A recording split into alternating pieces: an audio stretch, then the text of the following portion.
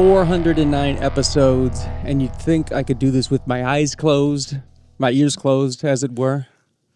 Which I can, but there's always the barrier of a certain pesha on the other end of this microphone cord. You know, some people might be ecstatic by having that on the other line. Yeah, I'm not one of them. Well, why not, man? I'm happy to hear your voice. If I feel and sound a little despondent, look it up. It's because I'm in full editing mode. I've got 2 weeks until the Track Shack premieres, so I'm a little brain dead. However, that's why I wanted to do a podcast, because it's something that will take my mind off of the edit screen for at least an hour. So why don't I just get mad at you? Well, okay.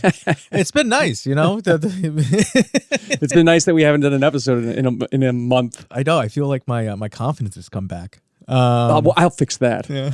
Should we invite the people that are local to the Bay Area to the premiere? Yeah, go ahead. All right. Well, as I was just talking about, dynamite wrap up, Lonnie. I was preparing for YouTube, but I can do it on November 13th, starting at 3 p.m. at the Crest Theater in Sacramento. We're going to be premiering our pilot episode of the Track Shack called Mrs. Tambourine Man. So, you know it's just called Track Shack. I mean, we've been through this for a year. I know, but I feel Track Shack, Mrs. Tambourine Man. Come see it. The links are on our social media pages. And for those who are tuning in for the first time or haven't known, we've been shooting an independent television pilot for about a year, from the script until now in post-production and in the final editing phase. So if you enjoy the podcast, or if you think we suck and we never put anything out there for you to judge, come judge us. Yeah, come on. Bring it on, motherfucker. No, I'm kidding. Come say hi. You know? It's always that thing. I think, I think Kevin Smith gave that advice the last time we saw him do a Q&A, remember, a couple of years ago? Yeah, at DVC. DVC, yeah. And he said, one of the things that stuck with me, he said, if you don't like my shit, you don't have to go on the internet or tell me that I suck. Go out and make something better than my shit, and that'll really rub it in my face. Right. And it's like, that's the greatest advice ever. We all hide behind our keyboards and our screens and just say everything sucks. Well, we don't, because we're always very positive on this show, except for when it comes to opinions about you and your lifestyle. Well, we should just do that across the board. Side note. Yeah, but we hide when we could actually put our money where our mouth is and go make a better fucking movie sometimes. Right. And most people, they would much rather not put the effort in. And you feel that with how flippant they are about negative emotions or criticism. They like to pack it on. But in our case, with Track Shack, it's been all very positive, and there has been very minimal negative reaction to the script or to the episode. I can't think of any, actually. Yeah.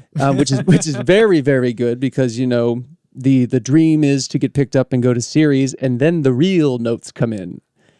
So this is the phase where it should be fun. This is the phase where it's all kind of up to us, and in particular, me behind the edit screen. I can edit it anyway. I can do, I have carte blanche on the vision, and it's the closest to the actual script that I've ever gotten to when it comes to making a film based on a script that I've written. For sure. Yeah. It's like that Bob Dylan thing. I think he said Blonde on Blonde was the album that came the closest to the music that he heard in his head. And I related to that forever after hearing that, because that's how I compare anything. If it's in your head, you have to get it out somehow, whether it be a writing, a painting, a short film, anything. It's the hardest thing to translate what you see and pull it out of you so everyone else can see. Oh, for sure. Yeah. And everyone should take kind of a lesson from this production, because it's like, wow, it's just, we keep pinching ourselves because it just doesn't seem, it's like you said, it's been a lot of positivity. Everyone's been great. It's a little masochistic, pinching ourselves. I'm not pinching anything. Oh, well, excuse the old expression. You're still pinching yourself? I'm an old person at heart. Wake up to reality, Andy. We already did this. Yeah, I know. But come out on the 13th and come check it out. November 13th at the Crest Theater in Sacramento, the premiere of Track Shack. Not the Track Shack. Episode 1, Mrs. Tambourine Man. Another Dylan reference. You might think I'm a fan or something. Maybe. I don't know. But the podcast is back this week because I've amassed quite a lot of movies, even though I've had no time to watch them. Somehow, they are on my screened list for 2022, and we are 2022 is ending pretty soon. This has been the fastest year of my life for sure. I never equate fast and you, Andy, but how do you feel? Very steady. I haven't, Rock steady. I've watched some films, but probably not as much as you. But we did watch a few good ones together, which I was thankful for. Yeah, the Scooby-Doo remake from 2002. I wasn't going to mention that one.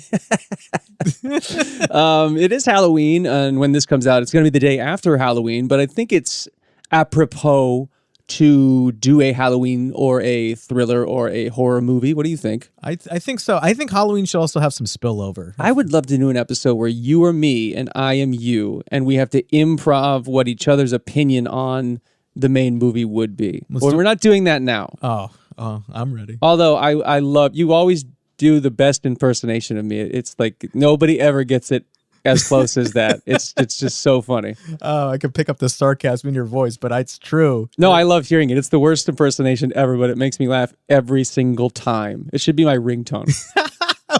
I have two impressions. Yeah, Smeagol and me and your dad. You can do your dad pretty well, the too. trifecta. Thanks. But Barbarian is the main movie this week. It's the biggest success, I think, out right now. It just hit HBO Max, right? Is that how we watched it? I believe so. I'm glad I didn't see it in theater. Yeah.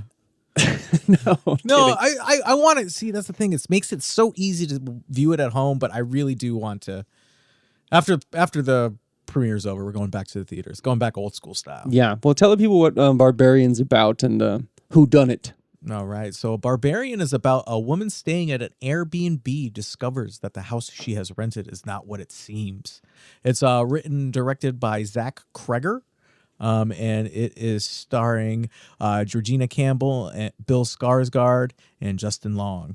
Okay, so right away we got this highly recommended from two people on our production. So we came home from pickup shots we had a couple weekends ago, and we watched this. And I have to admit, there are some people that watch a shit ton of new movies. I tend to go the complete opposite way, and I've really been searching inside myself for what that is. And at least at this phase in my life, it's because I don't want to be influenced, especially not now that I'm in editing on something that is, quote, new.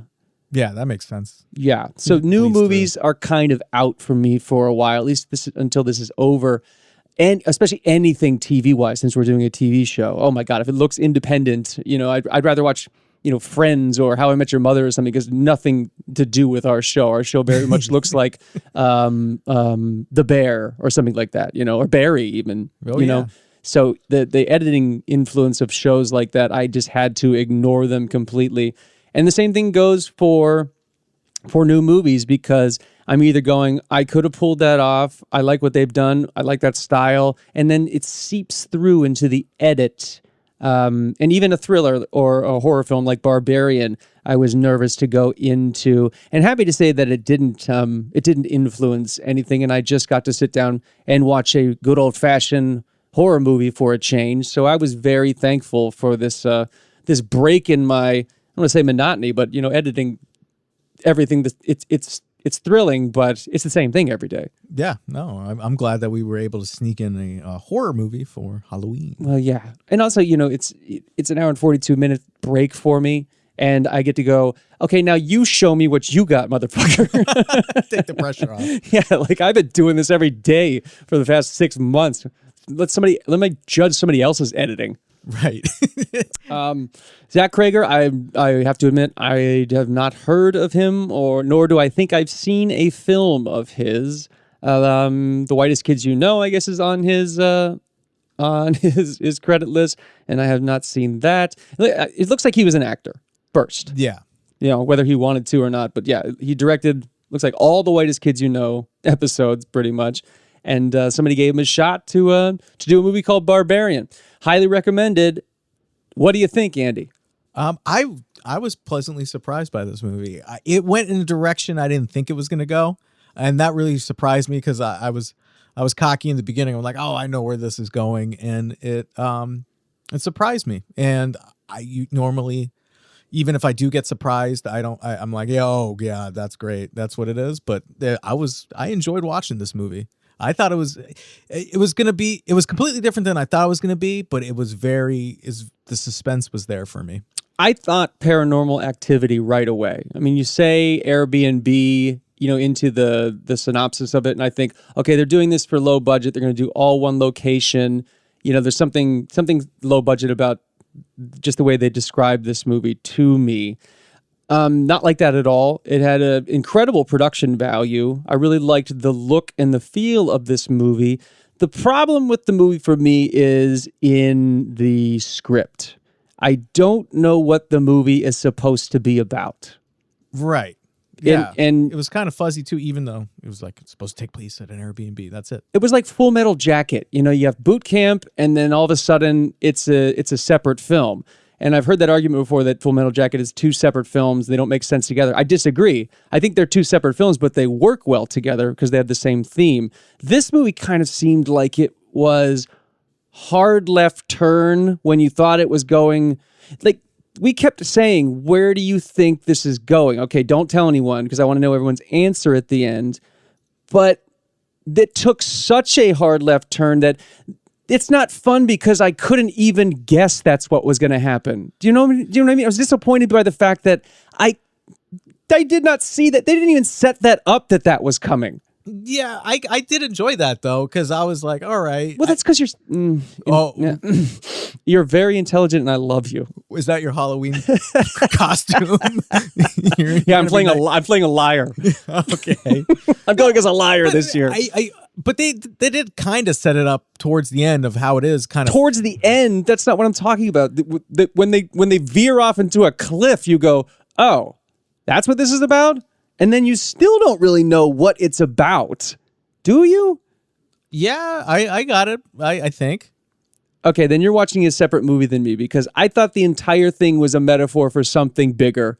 And I was disturbed not to have the time to research it and see what this was really about. Nay, even sit down and think about what I thought this was really about. Because, if you're seeing just what the screen is telling you, then I think you missed this entire movie. It's saying something way deeper. There's some kind of metaphor, some kind of deeper meaning, and I'm shocked, Andy. I am shocked. I got the deeper meaning. I could tell you about it. I am absolutely shocked that that's not the first thing out of your lips about Barbarian. Oh, how it's a social commentary on the state of the economic affairs where neighborhoods get gentrified and everyone... that's a part of it, but you are dead wrong. That is not what the movie's about.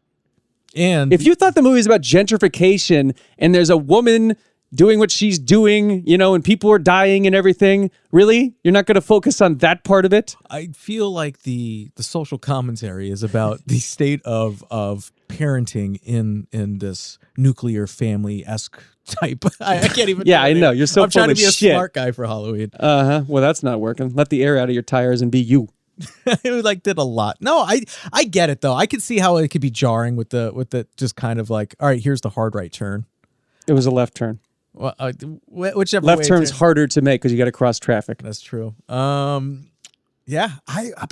Because I was like, I labeled this movie as like, okay, I got this movie, and then all of a sudden it just made that left turn, and then. But also it's for me the backstory was very vague.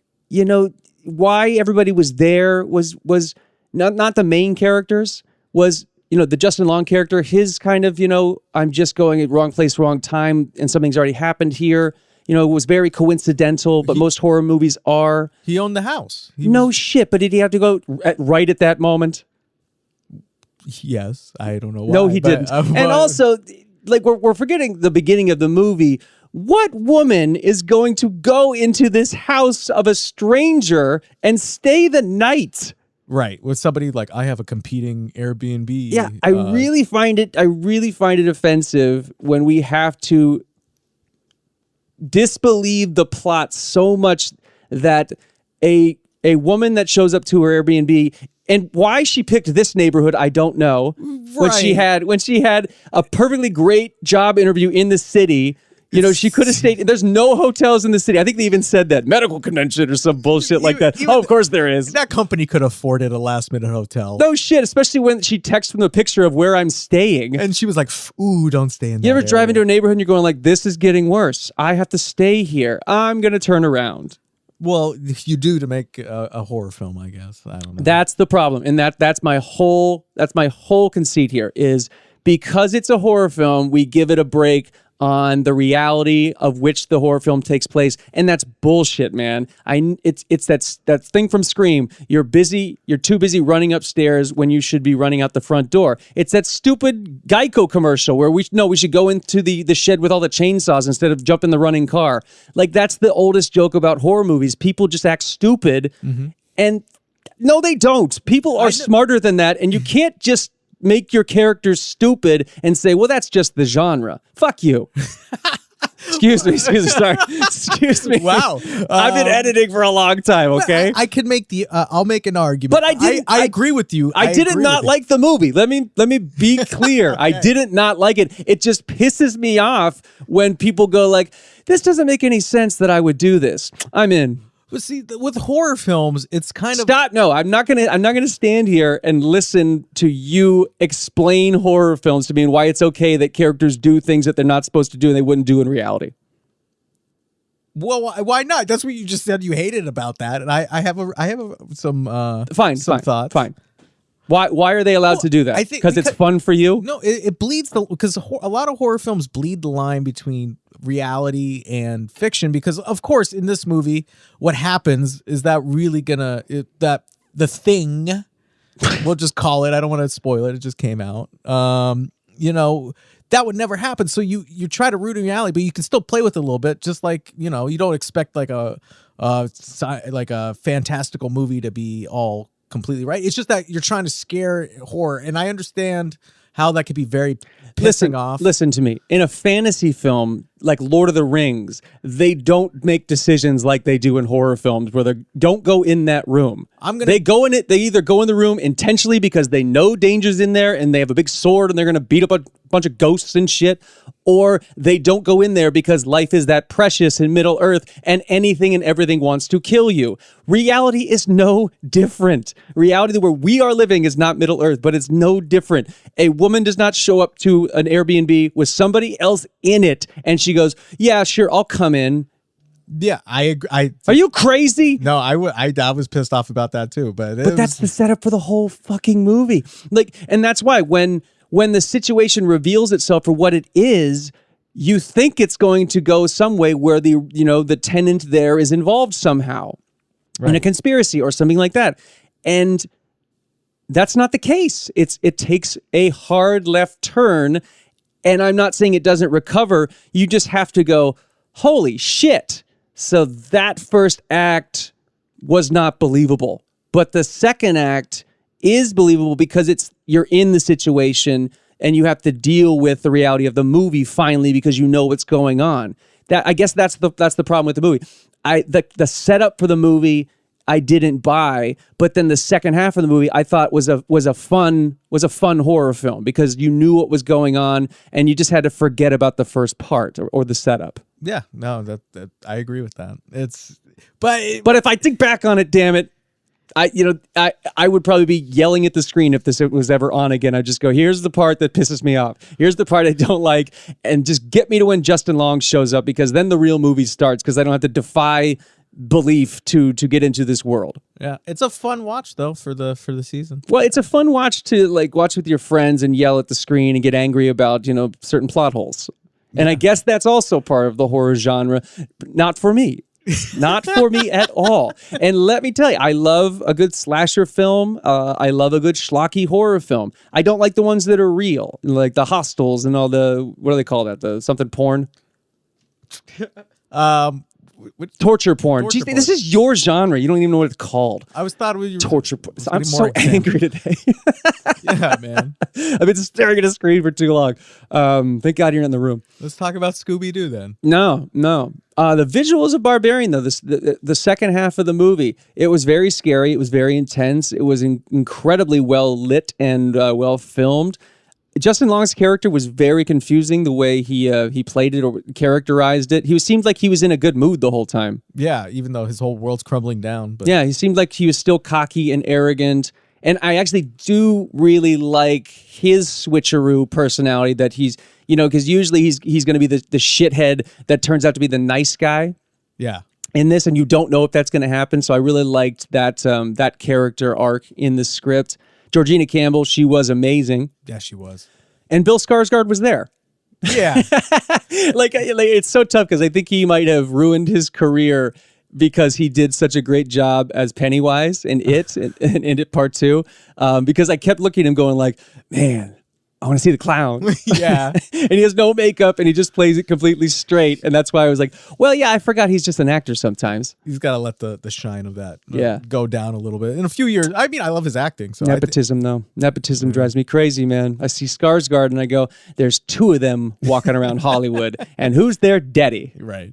Urgh. Yeah. But, what would you do if Stellan Skarsgård was your dad? Yeah, I'd be like, I'm going to be an actor. Excuse me, Dad, can you get me a couple auditions? Yeah, no problem, son. Yeah. But don't talk to Gwyneth Paltrow about nepotism because it's harder, apparently, for children of celebrities to have a career in Hollywood than it is for no one with zero contacts and no money trying to break in from the outside. I'm sure it is. I'm sure it is. Mm-hmm. I buy that one all the way to the bank. Yeah. Gwyneth. Go make the candles. Her name is Gwyneth. I mean, come on. Anyway, yeah, so Barbarian was good, and I'm glad I watched it, actually. I'm glad I watched it for the Halloween season. Plot holes and setups aside, I really enjoyed the movie, and I really enjoyed the thing in it that was the crux of the story. It freaked me out and made me nervous, and it was gross. And, by the end of it, it didn't break new ground in the ending for the thing. But I thought it kind of was it was a new categorization of people's reactions in this situation. Unlike the beginning, I think the ending, they actually reacted the right way to what was going on around them or what people would really react like. Yeah. And, if this Zach Krager guy if horror is his genre, yeah, I'll definitely watch something else by him. Whatever happened to the guy that did It Follows? I'm not sure. Let me look. You could just use your handy dandy IMDb knowledge. There you go. David Robert Mitchell is their name. And he Under the Silver Lake was he came out with a movie in 2018 and that's been about it. Wow. I mean, for a movie that was so good as It Follows, I'm surprised that he hasn't capitalized on that and made a bunch more movies. Yeah, I missed this whole Under the Silver Lake. It stars Andrew Garfield. Really? I love Andrew Garfield. Yeah. Oh, we're going to have to watch that then. Yeah. What's the Metascore? The Metascore is 60. That's good enough. Come on. Listen to me. Critics are often and are wrong all the time. That's why I would be throwing away my social media if we get picked up with Track Shack. Yeah. I will not be looking at reviews. I would just be making my show. And whoever hates it, hates it. You just keep telling me that you love it, Andy, okay? Yeah, always. It's disingenuous. I don't always say that I love it. I give you criticism. No, man. I mean, yeah, sometimes, but it's for love. That's just sad. Today's episode of the Four Seasons of Film podcast is brought to you by Phil's Coffee. Phil's specializes in handcrafted coffee made one cup at a time. Visit a location today or find them on the web at philscoffee.com. That's Phil's with a Z, coffee.com. Find the beans you're looking for. That's just sad. Moving on. We also saw a movie called Bros. Yeah. We screened that. We did not make it into theaters, but we did pay our $20 to see it on demand early. And I'm glad because not a lot of people went and saw this in theaters. Tell the people what Bros is about. So Bros is about two men with commitment problems attempt a relationship. Written and directed by Billy Eichner. Written by Billy Eichner, directed and also written by Nicholas Stoller. Oh, Nicholas Stoller from Forgetting Sarah Marshall and Get Him to the Greek. Get Him to the Greek. The 10-year engagement. 5-year engagement. 5-year engagement. Neighbors 1 and 2. There's only Neighbors and there's Neighbors 2. Sorority Rising. Yeah, but there's no 1. There's no Neighbors 1. And Storks. I don't know that one. I think that was an animated film. Yeah, it was. Cool. Love Nicholas Stoller, though. He's a very great director when it comes to rom-coms. And as you know, I am a huge fan of rom-coms. I put them on. I need to watch them to unwind sometimes. And, sometimes they make you feel really good. Sometimes they make you feel really sad. Or sometimes they're like 27 dresses. And you can just put it on anytime. Yeah. Favorite rom-com of all time, Andy? Oh, I would have to say, well, it's also a Christmas film too. What is it, Love Actually? Yeah. Okay, I'll give you that one. That is a romantic comedy. But, because it's a Christmas movie, it kind of goes on a different list than that. Yeah, that's why. Like My Best Friend's Wedding, that's fine. Devil Wears Prada. Devil Wears Prada, that's probably that's in my top 5 of all time. Yeah. 10 Things I Hate About You. I guess that's a high school comedy. Okay. Romantic comedy does have some romanticism and comedy in it, but I think that's a high school ensemble piece. Okay, fair enough. Yeah, you look like an ensemble piece. Thank you. I'll take that as a compliment somehow. But yeah, Bros, I was very excited about seeing because I forgot that Nicholas Stoller directed it, and Billy Eichner, obviously Billy on the Street. He is just so funny. He is just so naturally funny in everything he does. So I was really excited for this movie, and Bros was just fucking hilarious. Oh, yeah. I mean, I was laughing out loud and I was regurgitating jokes out loud after they happened because they were just so gut-wrenchingly funny. Yeah, the comedy writing in this was golden. Oh, my God. Yeah, and you can tell, I think it's an Apatow movie, right? Yeah, he was a producer on it. Yeah, you can tell. It kind of has the same format as Trainwreck, the Amy Schumer movie. I could just plot it out as a screenwriter. I could go, okay, so this is Act 1, and this is going to happen in Act 2, and then he's going to do this in Act 3, and it kind of followed the same mold, which I didn't mind because rom-coms are supposed to be kind of formulaic. Right. What was not formulaic was the content, because obviously it's about the gay man's experience in a rom-com, which I thought was so refreshing and awesome because you don't see that. Right. And you definitely don't see it to this level where it's this funny. Oh, I know. And then well represented by, you could tell the actors were just, there was so much truth and realism to them. Yes, it was funny, but especially Billy Eichner's character in it, it was tragically funny because he was just this completely flawed human being trying to do the right thing and trying to exist in this reality. And he knew it too. He's very cognizant of his mistakes and his faults in it, but he just you can't overcome them. He had to be who he had to be. And he was very vocal about being who he had to be. And that was the most fun. As sad as it is, it's that old screenwriting trope. You put your character in a tree and you throw rocks at him for 2 hours. Yeah. And that's what the movie was. And you hate to say it, and you hate to watch it, but you also love to watch it because you want to see him get down out of the tree, or he falls out with a concussion. Right. It's going to happen one of two ways. Yeah. And it's just such a, and I think the biggest thing that I remember, it was a line in the movie, and they did a good job of like kind of like spoon feeding everybody. It's like, hey, we're doing something different here. You've never seen anything like this before, because it was like the studio scene when he's like, hey, we're trying to make this this gay rom-com for the masses, and Billy Eichner's like, well, relationships of all kinds have the minutia of it that are very different, so one doesn't look like the next. Oh yeah, I loved that scene where they were basically saying this movie's not going to look like other rom-coms, but they were almost breaking the fourth wall with it. Right. Yeah. Yeah, I thought that was really on cool. The nose, it was but like tongue in cheek. But it's summed it up, because it's like, listen, just enjoy the movie, right? It's you're in for a ride. But that's what you have to do. You have to pepper middle America for a movie like this. I think you have to go, sure. Okay, I know you all know that this is breaking new ground. So we have to take care of everyone's sensibilities and say, like, here, it's not going to be the movie you think it is. It's also not going to be the movie that you think it is. Like, right. It's like you don't know what you're about to see, because Eichner knows the rules of rom-coms, and he knows what rules he's going to break. Right. And he's telling the audience that he's going to break them in the beginning.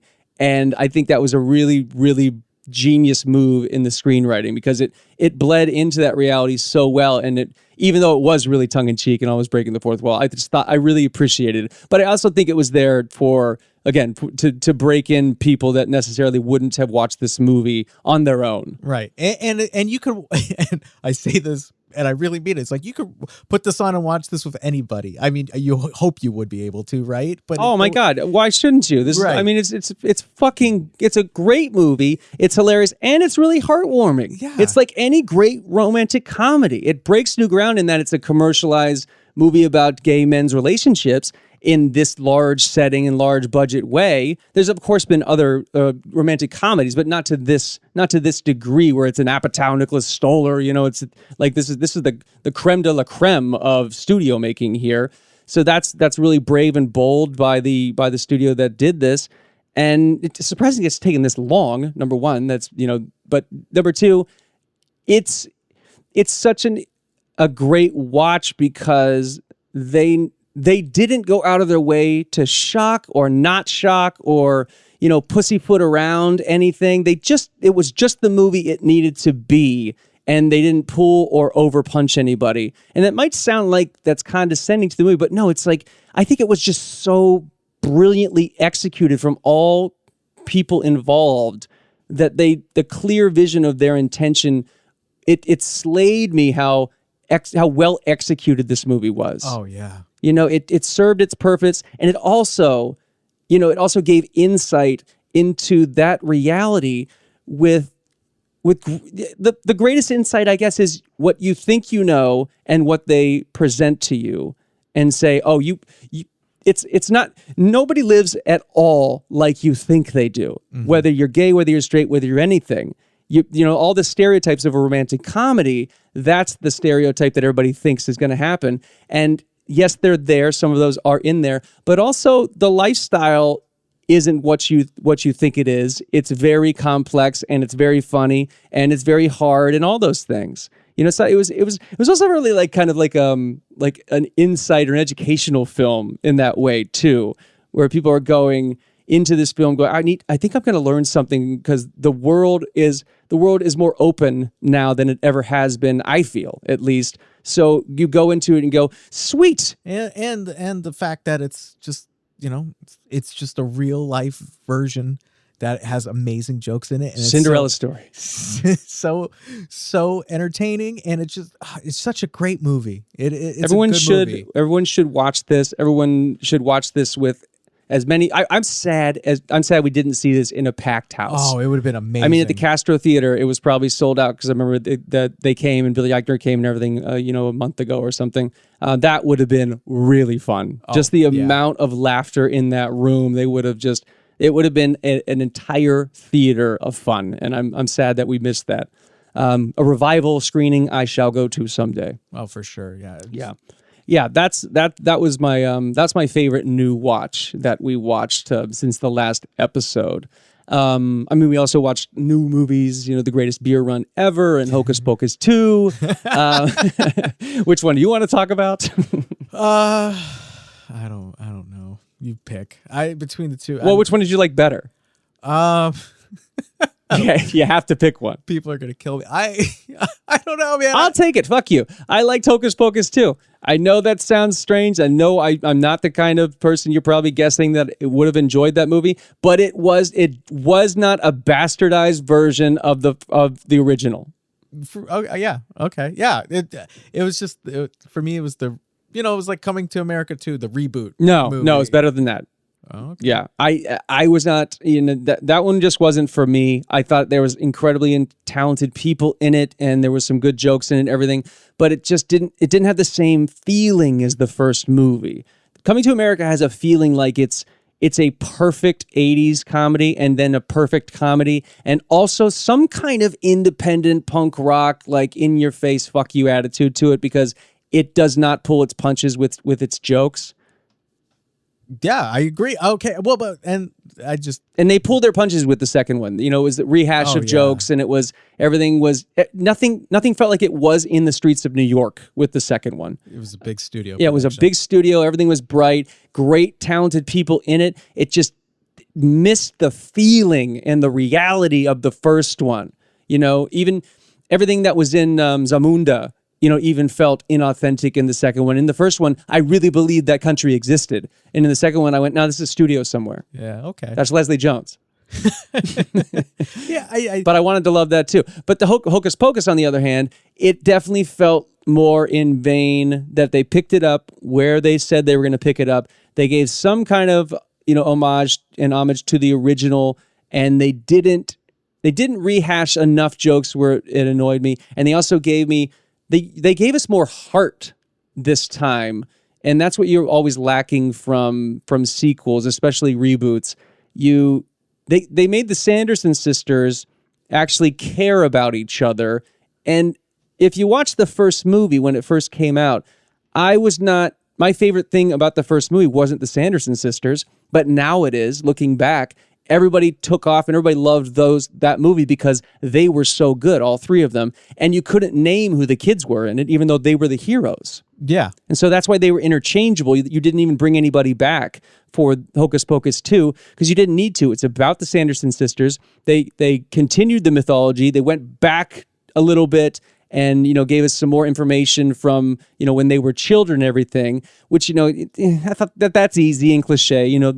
They always do that. But it wasn't to a degree that it was unbelievable. Not like Barbarian. In the beginning. For sure, yeah.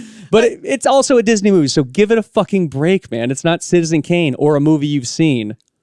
For sure. It's just picking between this and The Greatest Beer Run, which one I liked. I was just a little disappointed by both. I don't know. But Hocus Pocus 2. How were you disappointed by Hocus Pocus 2? Like, how high a hope did you have for that movie?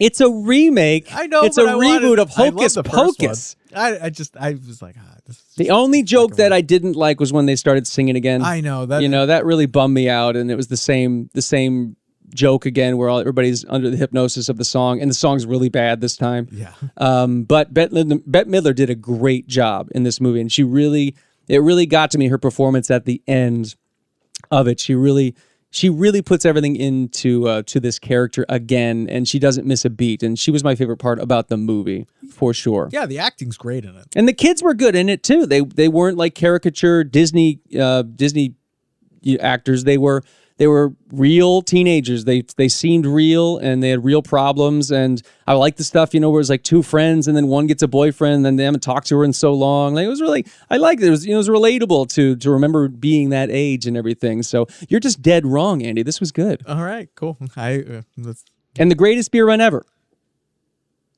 Yeah, I'm not taking this one. The story.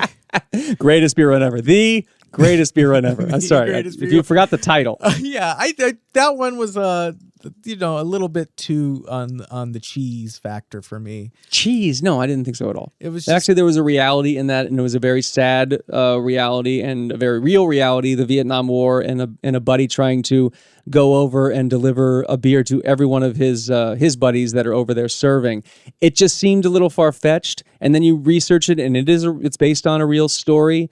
It's just the tone of it, because of the Vietnam War and kind of like the good-natured, I'm a guy that's going to come over and give a beer to all the soldiers. Even if it's a true story, it just makes you feel uncomfortable and sad. Yeah, that's true. And the tone of it felt very much like Green Book, and it even felt like it could have existed in the same reality as Green Book, because for people who don't know, same director, same everything. But yeah, it just was a reality that I don't know if that's why everybody else didn't enjoy this movie as much, but it certainly did for me. And I also had just watched Ken Burns' Vietnam again. Oh, so well, you got the real story. That probably wasn't a good choice, but I didn't know that I was going to watch this that quickly afterwards. So, it's just kind of like, is war funny? Is war kind-hearted? Is war, is Zac Efron taking beers over to Vietnam and then seeing how horrible war is? And that's sort of the conceit of the movie. He gets woken up that, not everything, good intentions, but not everything is just, it's not a joke, and it's not, you can't just go over there and act like it's a joke, because your buddies are over there actually dying and risking their lives, and it's a very serious thing over there. And that's the intention of the movie. It's just like I said, the mixing of the real story and the intention of the story. I don't think you could good intention Vietnam. Yeah. And that's why it's like it's almost too tragic to even have good intentions like the way this kid wanted to, even if he did do this. Yeah. And that's I really wanted to like it in that way, but it just made me too uncomfortable. It was like somebody making a bad joke at a wedding or something. And you go, ooh, that one, yeah, he shouldn't have said that. Yeah. And how close was the story in the film to the actual story of the true events? I didn't look at it that close. It just I read like, okay, he really did do some of these things, and he got over there. And that's pretty much where I got to with the research. So I don't know if it seemed pretty easy for him to get over there, which was strange. Yeah, and was he from New York or was he from Boston? I think he was from New York. All the accents say Boston to me, which we kept joking about the whole movie. I mean, it literally sounded like everyone was from Boston, but they kept saying New York. They must have dubbed it over wrong when they said they're from New York. Yeah, maybe. Did they just miss that and post? Did the ADR specialist go like, you said New York, right? Oh, yeah. All right, well, I put it in New York. New England, it's close enough. Yeah. They would be very offended by that. New York and Boston people, I don't think they would appreciate that. I'm offended by it, too. I'm offended by you. I'm offended by your offense. But yeah, greatest beer run ever told. I'll probably give it a watch someday again because I love Peter Farrelly, and Green Book was my favorite movie of that year. I absolutely love that movie. And this is also a well-made movie. It's just sometimes a movie's tone can make you feel a certain type of way where you go, oh man, I don't know if I want to watch that again. I don't even know if I want to talk about it because it just made me feel really strange, sad, uncomfortable, all those things. And maybe it's Zac Efron too because he's so good looking. Yeah. He's so good looking and you go, what did the real guy look like? Did he look like this? He looked like he could star in High School Musical? Right. I don't care how much muscles he puts on, and he can grow the biggest mustache in the world. Yeah, and he's I enjoy his acting too. I think he's a great actor. I actually do too. I am a Zac Efron fan. I think he's done some really great performances and he continues to do so. He's not just a High School Musical actor. I think he really has some chops and he's proving them. And I think good directors are seeing that. Yeah, maybe he'll go the Russell Crowe route and become more of an everyman. Doubt it. Doubtful, very much doubtful. I have seen so many other things, but I'd like to keep it short this week into just the new movies. Unless you want to talk about a movie that you would love. I don't think I want to talk about the movie that you would hate, because it might be offensive, like the greatest beer run ever. Oh wow! Okay, no, let's keep people in suspense. It's Halloween. It's we should go start trick or treating. Okay, real quick, I did see Midsommar for the first time. Yes, 2019's Midsommar, directed by Ari Aster. Is that who directed it? Maybe. Come on, man. You've seen the movie. I did. I think, did we also do a podcast on it? Ari Aster, yes. Probably, but you saw it and probably did it, and I just tune you out completely when you talk. Speaking of movies that defy belief in what real people would do, okay? I really did enjoy the movie. It's basically The Wicker Man over again in a different country. I love Florence Pugh to death. Who's the main actor? Who is her boyfriend in it? Because he's fantastic too. Oh, that is Jack Rayner. Jack Rayner from Sing Street. Remember, he's the brother in Sing Street. He brings you to. That is one of my favorite movies of the past 20 years. Sing Street. Check that out and check out his performance in it too, because he makes me cry every single time in that movie, and he's equally as hilarious in that movie too. Yeah, he is a great actor. Midsommar is a movie where I know that you're stuck in the middle of nowhere, but all you gotta do is run the fuck away. Right. They keep staying. And not to mention the grad students there, the biggest problem I have with Midsommar is in the middle of the movie, people are dying. Remember, they beat that person to death, or people jump. I can't remember what happens yet. And the main character's boyfriend says, instead of, we got to get the fuck out of here, he says, I think I have an idea for my grad student project. Well, in the defense, we know people who have completed upper education and No. are going through it. And, maybe it does make sense. They're like, fuck it. No, it doesn't. Can't take it anymore. Because I made that joke in front of 10 grad students at Canadian Thanksgiving about a month ago, and they laughed their ass off and agreed with me and said, yeah, that part was bullshit. It's bullshit. They smashed people's face on a rock, 2 people jumped to their death, and it's just normal, and you're not running away. And not to mention the fact that you just suddenly got an idea for your grad thesis. Really? That's your first thing. And people are going to say, oh, that's just how fucked up people are. No, they're not. These people were not especially. His girlfriend had just went through horrific tragedy also. For what reason did they put her through that tragedy? That's what I want to know. Did you need the stuff with Florence Pugh's, with her parents to really make you care about her and what she was going through with the second part? Maybe. And I could make the argument both ways. I just thought it was a little bit unnecessary. It was overkill on how shocking it was supposed to be, but I liked how weird and psychologically it fucked me up when they're all chanting with her and stuff, and how weird the town is. It's like Rosemary's Baby. Like nobody believes anybody's normal or sane. They all think they're sane. There's so much I like about the movie. It's just, again, the reality of the movie is, get the fuck out of here. Get the fuck out of here. People are going to react like this. And maybe the movie will be over. Maybe that's the genre, but I still think that the genre can be better and we can explain more, and we don't have to make excuses for why people act dumb in these movies. Mm-hmm. And that's Midsommar. Ta-da! But yeah, I really do think that Ari Aster, he's a brilliant director, and it was a beautifully shot film, and there's so much I love about it. And it's just like when we talked about The Northman. Nobody wants to hear that. Nobody wants to hear my plot holes when you love the movie. People only want to hear the plot holes if they agree with you or open to interpretation, or if they didn't like the movie. Right. It's just one of those things. I actually even if I like a movie and there's terrible plot holes or I don't agree with something, I think that's even more fun, because then you get to joke about it and go like, you are so right. I know, despite that, I still think it's a great movie. And it's fun that we talk about movies in that way. That's our conversations every day. Well, with myself, for sure. What? Never like what I like. There's a reason for that. I still don't know. I'm still trying to figure it out after all these years. All right. That's enough new movies. That's one for you also that you have seen. There is a movie called Gun Crazy from 1950 that I think that you would really enjoy. Would you like to hear about that briefly? If you want, indulge me. Indulge me. Okay. 1950. This one was recommended by Martin Scorsese forever, and I finally came around to seeing it. It's about 2 disturbed young people releasing their fascination with guns through a crime spree. Okay, Joseph H. Lewis directed it.